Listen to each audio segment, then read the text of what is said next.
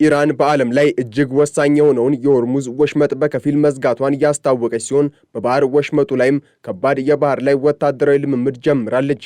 ይህ የኢራን ውሳኔ ደግሞ ዓለም አቀፉን ማህበረሰብ በከፍተኛ ድንጋጤ ውስጥ ጥሎታል ሲል ዘ ኢንዲፔንደንት አስነብቧል።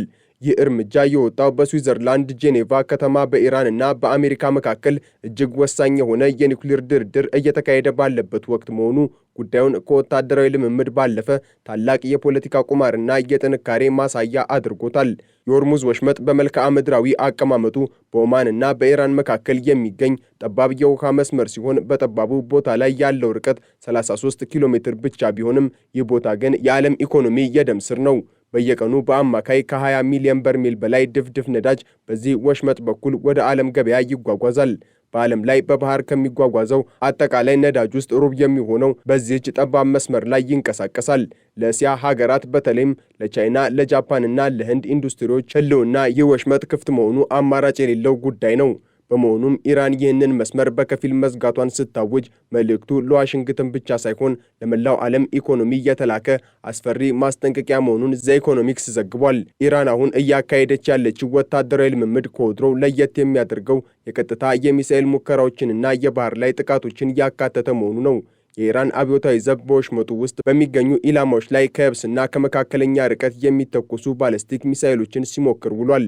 የኢራን መንግስታዊ ሚዲያዎች እንደገለጹት እነዚህ ሚሳኤሎች በወሽመጡ ውስጥ የተቀመጡ ኢላማዎችን በከፍተኛ ትክክለኛነት መምታት ችለዋል። ይህ ልምምድ ኢራን በጠባቡ ወሽመጥ ውስጥ ማንኛውንም አይነት እንቅስቃሴ በኃይል የመግታት አቅም እንዳላት ለዓለም ለማሳየት የታቀደ ነው። በተለይም አሜሪካ ግዙፍ የአውሮፕላን ተሸካሚ መርከቦቿን ማለትም ዩኤስኤስ አብርሃም ሊንከንና ዩኤስኤስ ጄራርድ ፎርድን ወደ ክልሉ በላከችበት ወቅት ኢራን እንዲህ ያለውን እርምጃ መውሰዷ በቀጥታ አንፈራችሁም የሚል መልእክት መሆኑን የአልጀዚራ ዘገባ ያስረዳል። የኢራን የበላይ መሪ አያቶላ አሊ ካሚኒ በሰጡት መግለጫ ላይ ያነሱት ነጥብ የነገሩን አሳሳቢነት ይበልጥ ያጎሏል። ካሚኒ አሜሪካ በዓለም ላይ ጠንካራው ጦር አለኝ ብትልም ዳግም መቆም የማይችልበትን ከፍተኛ ጥፊ ሊቀምስ እንደሚችል አስጠንቅቀዋል። አያይዘውም የአውሮፕላን ተሸካሚ መርከቦች ምን ያህል ግዙፍና አደገኛ ቢሆኑም እነሱን ወደ ባህር ጥልቀት ሰምጠው እንዲቀሩ የሚያደርግ መሳሪያ በኢራን እጅ እንዳለ ፍንጭ መስጠታቸውን መህር ኒውስ ዘግቧል። ይህ ንግግር ኢራን በክልሉ ያላትን የባህር ላይ ፈንጂዎች፣ ፈጣን የጥቃት ጀልባዎችንና ጸረ መርከብ ሚሳኤሎች ክምችት የሚጠቁም ነው። እንዲህ አይነቱ ወታደራዊ አቅም ደግሞ በጠባብ ባህር ላይ ለሚንቀሳቀሱ ግዙፍ መርከቦች እጅግ አደገኛ ነው። ካሚኔ ይህንን ማስጠንቀቂያ የሰጡት የአሜሪካ የጦር አቅም በክልሉ በከፍተኛ ሁኔታ እየጨመረ ባለበት ወቅት መሆኑ የቴህራን አቋም ከምንጊዜውም በላይ ጠንካራ መሆኑን ለማሳየት የታለመ ነው።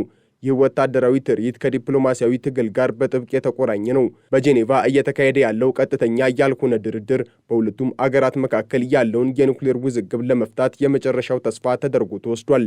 አሜሪካ በፕሬዝዳንት ዶናልድ ትራምፕ አማካኝነት የከፍተኛ ጫና ፖሊሲን እየተከተለች ሲሆን ይህም በኢራን ላይ የሚጣሉ ማዕቀቦችን በማጥበቅ ቴህራን የኒውክሌር ፍላጎቷን እንድትተውና የሚሳኤል ክምችቷን እንድትቀንስ ለማስገደድ ነው። ትራምፕ በቅርቡ እንደተናገሩት ኢራን በድርድር የምትፈልገው የኒውክሌር ተቋሞቿ በአሜሪካ ስውር ቦምብ ጣይ አውሮፕላኖች እንዳይመቱ በመፍራት ነው። ይሁን እንጂ ኢራን ይህንን የአሜሪካን ዛቻ በወታደራዊ ልምምድና ወሽመጡን በከፊል በመዝጋት ነው የመለሰችው። ይህ ሁኔታ በድርድር ጠረጴዛው ላይ ያለውን የኃይል ሚዛን ለመቀየር የሚደረግ ታላቅ ትግል ነው። በጄኔቫው ድርድር ላይ የአሜሪካው ፕሬዝዳንት ዶናልድ ትራምፕ ልዩ መልእክተኛ የሆኑት ስቲቭ ዊትኮፍ እና የፕሬዝዳንቱ አማች ጃሬድ ኩሽነር እየተሳተፉ ይገኛሉ። ድርድሩ በኦማን አሸማጋይነት የሚካሄድ ሲሆን ሁለቱም ወገኖች በውይይቱ መርሆች ላይ ስምምነት ላይ ደርሰናል ቢሉም መሰረታዊ ልዩነቶቻቸው ግን አሁንም እንደቀጠሉ ናቸው። ኢራን በውስጥ በኩል ካለባት የኢኮኖሚ ቀውስና ከህዝባዊ ተቃውሞች ለመውጣት የኢኮኖሚ ማዕቀቡ እንዲነሳላት ትፈልጋለች። በሌላ በኩል ደግሞ ወታደራዊ አቅሟን በማሳየት በድርድር ጠረጴዛው ላይ የበላይነትን ለማግኘት ትጥራለች። የኢራን የውጭ ጉዳይ ሚኒስትር አባስ አራቺ በሰጡት መግለጫ ድርድሩ ከቀድሞ በተሻለ ግልጽና ገንቢ በሆነ መንፈስ እየተካሄደ መሆኑን ጠቁሟል። የአሜሪካ ወገን ግን ኢራን ገና ብዙ ርቀት መጓዝ እንዳለባት ያምናል ሲል ሮይተርስ አስነብቧል። ከኢኮኖሚ አንጻር ሲታይ የሆርሙዝ ወሽመጥ ለአንድ ሰዓት እንኳን መዘጋት በዓለም ገበያ ላይ ከፍተኛ መናወጥን ይፈጥራል። የወሽመጡ በከፊል መዘጋት በታወጀበት ቅጽበት የዓለም የነዳጅ ዋጋ መናር ጀምሯል። የመርከብ መድን ኩባንያዎች አሁን ባለው ውጥረት ምክንያት በክልሉ የሚያልፉ መርከቦች ላይ የሚጠይቁትን ክፍያ በከፍተኛ ሁኔታ ጨምሯል። ይህ ደግሞ በባህር ማጓጓዣ ዋጋ ላይ ጭማሪ ስለሚያመጣ ከነዳጅ አልፎ የሸቀጦች ዋጋ እንዲንር ያደርጋል። የዓለም የኃይል ገበያ ተንታኞች እንደሚሉት በ2025 እና በ2026 ባለው መረጃ መሰረት ዓለም አቀፉ የነዳጅ ክምችት አነስተኛ በሆነበት በዚህ ወቅት እንዲህ ያለ መስተጓጎል መፈጠሩ ለድሃ ሀገራት ብቻ ሳይሆን ለበለጸጉትም የኑሮ ውድነትን እንደሚያስከትል ዘ ኢኮኖሚክስ ዘግቧል። ኢራን ይህንን የኢኮኖሚ ስጋት እንደ መሳሪያ በመጠቀም ምዕራባውያን አገራትን ለማስጨነቅ እየሞከረች መሆኑን በግልጽ ይታያል። የአሜሪካ ማዕከላዊ እዝ የኢራንን ድርጊት በጥንቃቄ እየተከታተለ መሆኑን ገልጿል። አሜሪካ በባህሬን የሚገኘውን 5ኛ የባህር ኃይል ክፍሏን በተጠንቀቅ እንዲቆም ያደረገች ሲሆን በወሽመጡ ውስጥ የሚደረግ ማንኛውንም የንግድ መርከቦች ትንኮሳ በኃይል እንደምትመክት አስታውቃለች። ይሁን እንጂ ኢራን የምትጠቀመው ተመጣጣኝ ያልሆነ የጦርነት ስልት አሜሪካን ለከፍተኛ ፈተና ይዳርጋታል። ኢራን በመቶዎች የሚቆጠሩ ትናንሽና ፈጣን ጀልባዎችን፣ በርካታ ድሮኖችንና በየብስ ላይ ተንቀሳቃሽ የሆኑ ሚሳኤሎችን በመጠቀም ግዙፎቹን የአሜሪካ መርከቦች የማጥቃት አቅም አላት። ይህ ደግሞ ግዙፍ የጦር መርከቦች ባሉበት ጠባብ ወሽመጥ ውስጥ ለአሜሪካ ትልቅ ስጋት ነው። አሜሪካ በበኩሏ የኢራን ጦር ምንም አይነት ያልተገባ እንቅስቃሴ ቢያደርግ የማይቀለበስ እርምጃ እንደምትወስድ ደጋግማ ገልጻለች። የመካከለኛው ምስራቅ አገራትም በዚህ ሁኔታ ውስጥ ትልቅ ድርሻ አላቸው። በተለይም ሳውዲ አረቢያና የተባበሩት አረብ ኤሚሬትስ የነዳጅ ምርታቸውን ወደ ውጭ የሚልኩት በዚህ ወሽመጥ በኩል በመሆኑ ጉዳዩ በቀጥታ የኢኮኖሚ ህልውናቸውን ይነካል። ምንም እንኳን እነዚህ ሀገራት ወሽመጡን የሚቀይሩ የነዳጅ ቧንቧዎችን ቢገነቡም እነዚህ ቧንቧዎች ግን አጠቃላይ የሚላከውን ነዳጅ የመሸከም አቅም የላቸውም። በመሆኑም የቀጠናው አገራት ዲፕሎማሲያዊ ጥረት እያደረጉ ነው።